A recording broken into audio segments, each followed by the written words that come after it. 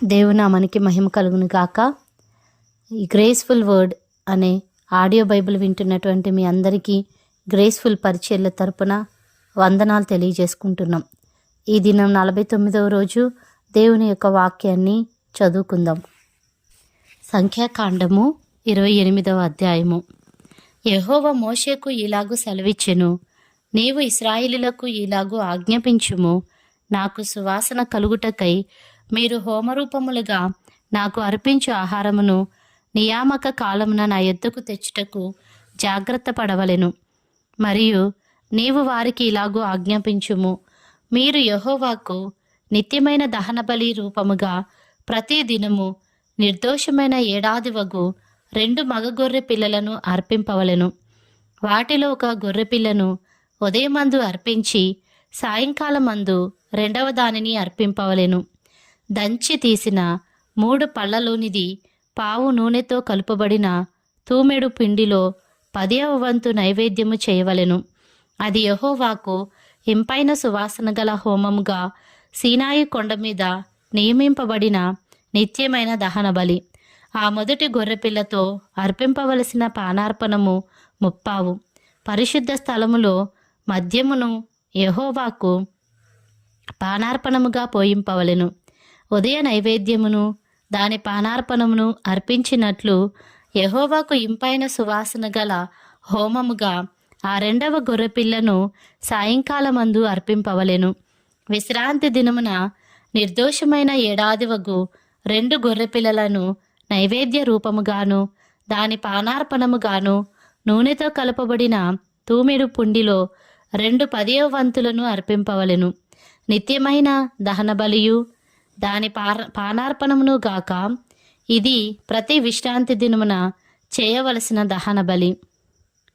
నెలకు మొదటి దినమున యెహోవాకు దహన బలి అర్పించవలెను. 2 కోడెదూడలను 1 పొట్టేలును నిర్దోషమైన ఏడాదివగు 7 గొర్రె పిల్లలను వాటిలో ప్రతి కోడెదూడతోనూ నూనెతో కలుపబడిన తూమెడు పిండిలో 3 10వ వంతులను నైవేద్యముగాను ఒక్కొక్క పొట్టేలుతోనూ నూనెతో కలుపబడి తూమెడు పిండిలో 2 10వ వంతులను నైవేద్యముగాను ఒక్కొక్క గొర్రెపిల్లతో నూనెతో కలుపబడిన తూమెడు పిండిలో 1 10వ వంతును నైవేద్యముగాను చేయవలెను. అది యెహోవాకు ఇంపైన సువాసన గల దహన బలి. వాటి పానార్పణములు ఒక్కొక్క కోడెతో పడిన్నర ద్రాక్షరసమును పొట్టేలుతో పడియు గొర్రెపిల్లతో 30 ఉండవలెను. ఇది సంవత్సరములో మాసమునకు జరగవలసిన దహన బలి. నిత్యమైన దహన బలియు దాని పానార్పణమును గాక ఒక మేకపిల్లను పాపపరిహారార్థ బలిగా యెహోవాకు అర్పింపవలెను. మొదటి నెల 14వ దినము యెహోవాకు పస్కా పండుగ. ఆ నెల 15వ దినము పండుగ జరుగును. 7 దినములు పొంగని భక్ష్యములనే తినవలెను. మొదటి దినమున పరిశుద్ధ సంఘముగా కూడవలెను. అందులో మీరు జీవనోపాధి అయిన పనులేమీ చేయకూడదు. అయితే యెహోవాకు దహనబలిగా మీరు 2 కోడెదూడలను 1 పొట్టేలును ఏడాదివగు 7 మగ గొర్రె పిల్లలను అర్పింపవలెను. అవి మీకు కలిగిన వాటిలో నిర్దోషమైనవై ఉండవలెను. వాటి నైవేద్యము నూనెతో కలుపబడిన గోధుమల పిండి. ఒక్కొక్క కోడెతో తూములో 3 10వ వంతులను, పొట్టేలుతో 2 10వ వంతులను, ఆ 7 గొర్రెపిల్లలలో ఒక్కొక్క గొర్రెపిల్లతో ఒక్కొక్క 10వ వంతును మీకు ప్రాయశ్చిత్తము కలుగుటకై పాపపరిహారార్థ బలిగా 1 మేకను అర్పింపవలెను. ఉదయమున మీరు అర్పించు నిత్యమైన దహన బలి గాక వీటిని మీరు అర్పింపవలెను. అట్లే ఆ 7 దినములలో ప్రతి దినము యెహోవాకు ఇంపైన సువాసన గల హోమద్రవ్యమును ఆహారముగా అర్పించవలెను. నిత్యమైన దహన బలియు దాని పానార్పణమును గాక దానిని అర్పించవలెను. 7వ దినమున పరిశుద్ధ సంఘము కూడవలెను. ఆ దినమున మీరు జీవనోపాధి అయిన పనులేమీ చేయకూడదు. మరియు ప్రథమ ఫలములను అర్పించు దినమున అనగా వారముల పండుగ దినమున మీరు యెహోవాకు క్రొత్త పంటలో నైవేద్యము తెచ్చినప్పుడు మీరు పరిశుద్ధ సంఘముగా కూడవలెను. నాడు మీరు జీవనోపాధి అయిన పనులేమీ చేయకూడదు. యెహోవాకు ఇంపైన సువాసన గల దహన బలిగా మీరు 2 కోడెదూడలను, 1 పొట్టేలును, ఏడాదివైన 7 మగగొర్రె పిల్లలను, వాటికి నైవేద్యముగా ప్రతి కోడెదూడతోనూ నూనెతో కలుపబడిన తూమెడు పిండిలో 3 10వ వంతులను, ప్రతి పొట్టేలుతో 2 10వ వంతులను, ఆ 7 గొర్రెపిల్లలలో ఒక్కొక్క పిల్లతో ఒక్కొక్క 10వ వంతును మీ నిమిత్తము ప్రాయశ్చిత్తము చేయబడుటకై ఈ యొక్క మేకపిల్లను అర్పింపవలెను. నిత్యమైన దహన బలియు దాని నైవేద్యమును గాక వాటిని వాటి పానార్పణములను అర్పింపవలెను. అవి నిర్దోషములుగా నుండవలెను. సంఖ్యాకాండము 29వ అధ్యాయము. 7వ నెల మొదటి తేదీన మీరు పరిశుద్ధ సంఘముగా కూడవలెను. మీరు జీవనోపాధి అయిన పనులేమీ చేయకూడదు. అది మీకు శృంగధ్వని దినము. నిర్దోషమైన 1 కోడెదూడను, 1 పొట్టేలును యెహోవాకు ఇంపైన సువాసన గల దహన బలిగా అర్పింపవలెను. వాటి వాటి విధి ప్రకారముగా అమావాస్యకు అర్పించు దహన బలియు దాని నైవేద్యమును, నిత్యమైన దహన బలియు దాని నైవేద్యమును, వాటి పానార్పణములను గాక మీరు నిర్దోషమైన ఏడాదివగు 7 మగగొర్రె పిల్లలను యెహోవాకు ఇంపైన సువాసన గల దహన బలిగా అర్పింపవలెను. వాటి నైవేద్యము నూనెతో కలుపబడిన గోధుమ పిండి ప్రతి కోడెదూడతో తూములో 3 10వ వంతులను, పొట్టేలుకు 2 10వ వంతులను, 7 గొర్రెపిల్లలలో ఒక్కొక్క పిల్లతో ఒక్కొక్క 10వ వంతును మీ నిమిత్తము ప్రాయశ్చిత్తము చేయబడుటకై పాపపరిహారార్థ బలిగా 1 మేకపిల్లను అర్పింపవలెను. ఈ 7వ నెల 10వ దినమున మీరు పరిశుద్ధ సంఘముగా కూడవలెను. అప్పుడు మిమ్మును మీరు దుఃఖపరుచుకొనవలెను. ఏ పనియు చేయకూడదు. ప్రాయశ్చిత్తము కలుగుటకై పాపపరిహారార్థ బలియు, నిత్యమైన దహన బలియు దాని నైవేద్యమును, వాటి వాటి పానార్పణములను గాక మీరు 1 కోడెదూడను, 1 పొట్టేలును, ఏడాదివైన 7 గొర్రెపిల్లలను యెహోవాకు ఇంపైన సువాసన గల దహన బలిగా అర్పింపవలెను. అవి మీకున్న వాటిలో నిర్దోషమైనవై ఉండవలెను. నూనెతో కలపబడిన పిండిని నైవేద్యముగాను ప్రతి కోడెతో తూములో 3 10వ వంతులను, 1 పొట్టేలుతో 2 10వ వంతులను, ఆ 7 గొర్రెపిల్లలలో ఒక్కొక్క పిల్లతో ఒక్కొక్క 10వ వంతును పాపపరిహారార్థ బలిగా 1 మేకపిల్లను అర్పింపవలెను.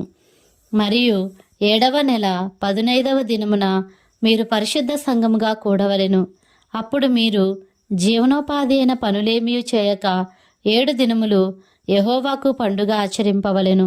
నిత్యమైన దహన బలియు దాని నైవేద్యమును దాని పానార్పణమును గాక యెహోవాకు ఇంపైన సువాసన గల దహన బలిగా 13 కోడెదూడలను, 2 పొట్టేళ్లను, ఏడాదివైన 14 గొర్రెపిల్లలను అర్పింపవలెను. అవి నిర్దోషమైనవై ఉండవలెను. నూనెతో కలుపబడిన గోధుమ పిండిని నైవేద్యముగాను ఆ 13 కోడెదూడలలో ప్రతి దూడతో తూములో 3 10వ వంతులను, ఆ 2 పొట్టేళ్లలో ప్రతి పొట్టేలుతో 2 10వ వంతులను, ఆ 14 గొర్రెపిల్లలలో ప్రతి పిల్లతో ఒక్కొక్క 10వ వంతును పాపపరిహారార్థ బలిగా 1 మేకపిల్లను అర్పింపవలెను. 2వ దినమున నిత్యమైన దహన బలియు దాని నైవేద్యమును వాటి పానార్పణములను గాక మీరు నిర్దోషమైన 12 కోడెదూడలను, 2 పొట్టేళ్లను, ఏడాదివైన 14 గొర్రెపిల్లలను విధి ప్రకారముగా వాటి వాటి లెక్క చొప్పున ఆ కోడెలతోనూ పొట్టేళ్లతోనూ గొర్రెపిల్లలతోనూ వాటి వాటి నైవేద్యమును పానార్పణములను పాపపరిహారార్థ బలిగా 1 మేకపిల్లను అర్పింపవలెను. 3వ దినమున నిత్యమైన దహన బలియు దాని నైవేద్యమును దాని పానార్పణమును గాక నిర్దోషమైన 11 కోడెలను, 2 పొట్టేళ్లను, ఏడాదివైన 14 గొర్రెపిల్లలను విధి ప్రకారముగా వాటి వాటి లెక్క చొప్పున ఆ కోడెలతోనూ పొట్టేళ్లతోనూ గొర్రెపిల్లలతోనూ వాటి నైవేద్యమును పానార్పణములను పాపపరిహారార్థ బలిగా ఒక మేకపిల్లను అర్పింపవలెను.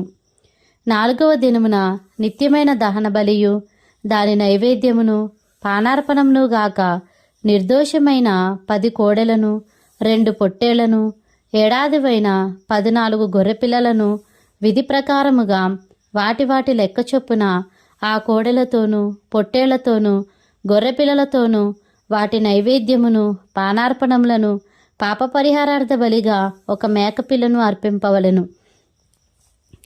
5వ దినమున నిత్యమైన దహన బలియు దాని నైవేద్యమును పానార్పణమును గాక నిర్దోషమైన 9 కోడెలను 2 పొట్టేళ్లను ఏడాదివైన 14 గొర్రెపిల్లలను విధి ప్రకారముగా వాటి లెక్క చొప్పున ఆ కోడెలతోనూ పొట్టేళ్లతోనూ గొర్రెపిల్లలతోనూ వాటి నైవేద్యమును పానార్పణములను పాపపరిహారార్థ బలిగా ఒక మేకపిల్లను అర్పింపవలెను. 6వ దినమున నిత్యమైన దహన బలియు దాని నైవేద్యమును పానార్పణమును గాక నిర్దోషమైన 8 కోడెలను 2 పొట్టేళ్లను ఏడాదివైన 14 గొర్రెపిల్లలను విధి ప్రకారముగా వాటి లెక్క చొప్పున ఆ కోడెలతోనూ పొట్టేళ్లతోనూ గొర్రెపిల్లలతోనూ వాటి నైవేద్యమును పానార్పణములను పాపపరిహారార్థ బలిగా ఒక మేకపిల్లను అర్పింపవలెను. 7వ దినమున నిత్యమైన దహన బలియు దాని నైవేద్యమును పానార్పణమును గాక నిర్దోషమైన 7 దూడలను 2 పొట్టేళ్లను ఏడాదివైన 14 గొర్రెపిల్లలను విధి ప్రకారముగా వాటి లెక్క చొప్పున ఆ కోడెలతోనూ పొట్టేళ్లతోనూ గొర్రెపిల్లలతోనూ వాటి నైవేద్యమును పానార్పణములను పాపపరిహారార్థ బలిగా ఒక మేకపిల్లను అర్పింపవలెను. 8వ దినము మీకు వ్రతదినముగా నుండును. అప్పుడు మీరు జీవనోపాధి అయిన పనులేమీ చేయకూడదు. అందులో నిత్యమైన దహన బలియు దాని నైవేద్యమును పానార్పణమును గాక మీరు యెహోవాకు ఇంపైన సువాసన గల దహన బలిగా నిర్దోషమైన ఒక కోడెదూడను 1 పొట్టేలును ఏడాదివైన 7 గొర్రెపిల్లలను విధి ప్రకారముగా వాటి లెక్క చొప్పున ఆ కోడెదూడతోనూ పొట్టేలుతోనూ గొర్రెపిల్లలతోనూ వాటి నైవేద్యమును పానార్పణములను పాపపరిహారార్థ బలిగా ఒక మేకపిల్లను అర్పింపవలెను. మీ మ్రొక్కుబళ్లను మీ స్వేచ్ఛార్పణములను మీ దహన బలులను మీ నైవేద్యములను మీ పానార్పణములను మీ సమాధాన బలులను గాక వీటిని నియామక కాలములందు యెహోవాకు అర్పింపవలెను. యెహోవా మోషేకు ఆజ్ఞాపించినట్లు మోషే ఇశ్రాయేలీయులతో సమస్తమును తెలియజెప్పెను. సంఖ్యాకాండము 30వ అధ్యాయము. మోషే ఇశ్రాయేలీయుల యొక్క గోత్రాధిపతులతో ఇట్లనెను, ఇది యెహోవా ఆజ్ఞాపించిన సంగతి. ఒకడు యెహోవాకు మ్రొక్కుకొనిన ఎడల లేక తాను బద్ధుడగుటకు ప్రమాణము చేసిన ఎడల అతడు తన మాట తప్పక తన నోట నుండి వచ్చినదంతయు నెరవేర్చవలెను. మరియు ఒక స్త్రీ బాల్యమున తన తండ్రి ఇంట నుండగా యెహోవాకు మ్రొక్కుకొని బద్ధురాలైన ఎడల ఆమె తండ్రి ఆమె మ్రొక్కుబడిని ఆమె కలుగజేసుకునిన బాధ్యతను విని దాని గూర్చి ఊరకొనిన ఎడల ఆమె మ్రొక్కుబడులన్నీ నిలుచును. ఆమె తాను బద్ధురాలగుటకు పెట్టుకొనిన ఒట్టు నిలుచును. ఆమె తండ్రి వినిన దినమున ఆక్షేపణ చేసిన ఎడల ఆమె మ్రొక్కుబడులలో ఏదియు ఆమె తన మీద పెట్టుకొనిన బాధ్యతలో ఏదియు నిలువకపోవును. ఆమె తండ్రి దానికి ఆక్షేపణ చేసెను గనుక యెహోవా ఆమెను క్షమించును. ఆమెకు వివాహమైన తరువాత ఆమె మ్రొక్కుకొనిన మ్రొక్కుబళ్ళైనను నిరాలోచనగా ఆమె తన మీద పెట్టుకొనిన ఒట్టులైనను ఆమె మీద నుండుట ఆమె భర్త విని దాని గూర్చి వినిన దినమున అతడు ఊరకుండుట తటస్థించినెడల ఆమె మ్రొక్కుబళ్ళును ఆమె తన మీద పెట్టుకొనిన ఒట్టును నిలుచును. ఆమె భర్త వినిన దినమందే ఆక్షేపణ చేసిన ఎడల అతడు ఆమె మ్రొక్కుకొనిన మ్రొక్కుబడిని ఆమె నిరాలోచనగా తన మీద పెట్టుకొనిన ఒట్టులను రద్దు చేసిన వాడగును. యెహోవా ఆమెను క్షమించును. విధవరాలు గాని విడనాడబడినది గాని తన మీద పెట్టుకొనిన ప్రతి మ్రొక్కుబడి నిలుచును. ఆమె తన భర్త ఇంట ఉండి మ్రొక్కుకొనిన ఎడలనేమి ప్రమాణము చేసి తన మీద ఒట్టు పెట్టుకొనిన ఎడలనేమి, తరువాత ఆమె భర్త విని దాని గూర్చి ఆక్షేపణ చేయక ఊరకుండిన ఎడల ఆమె మ్రొక్కుబడులన్నీయు నిలుచును. ఆమె తన మీద పెట్టుకొనిన ప్రతి ఒట్టును నిలుచును. ఆమె భర్త వినిన దినమందే వాటిని బొత్తిగా రద్దు చేసిన ఎడల ఆమె మ్రొక్కుబళ్లను గూర్చియు ఆమె మీది ఒట్టును గూర్చియు ఆమె పలికినదేదియు నిలువకపోవును. ఆమె భర్త వాటిని రద్దు చేసెను గనుక యెహోవా ఆమెను క్షమించును. ప్రతి మ్రొక్కుబడిని తన్ను తాను దుఃఖపరుచుకొందునని ప్రమాణపూర్వకముగా తన మీద పెట్టుకునిన ప్రతి బాధ్యతను ఆమె భర్త స్థిరపరచవచ్చును, రద్దు చేయవచ్చును. అయితే ఆమె భర్త నానాట దాని గూర్చి ఊరకొనుచు వచ్చిన ఎడల వాడు ఆమె మీదనున్న ఆమె మ్రొక్కుబడులనన్నిటినీ ఆమె ఒట్టులనన్నిటినీ స్థిరపరిచిన వాడగును. అతడు వినిన దినమున దాని గూర్చి ఊరకుండుట వలన వాటిని స్థిరపరచెను. అతడు వినిన తరువాత వాటిని బొత్తిగా రద్దు చేసిన ఎడల తానే ఆమె దోష శిక్షను భరించును. ఇవి భర్తను గూర్చియు భార్యను గూర్చియు తండ్రిని గూర్చియు బాల్యమున తండ్రి ఇంటనున్న కుమార్తెను గూర్చియు యెహోవా మోషేకు ఆజ్ఞాపించిన కట్టడలు.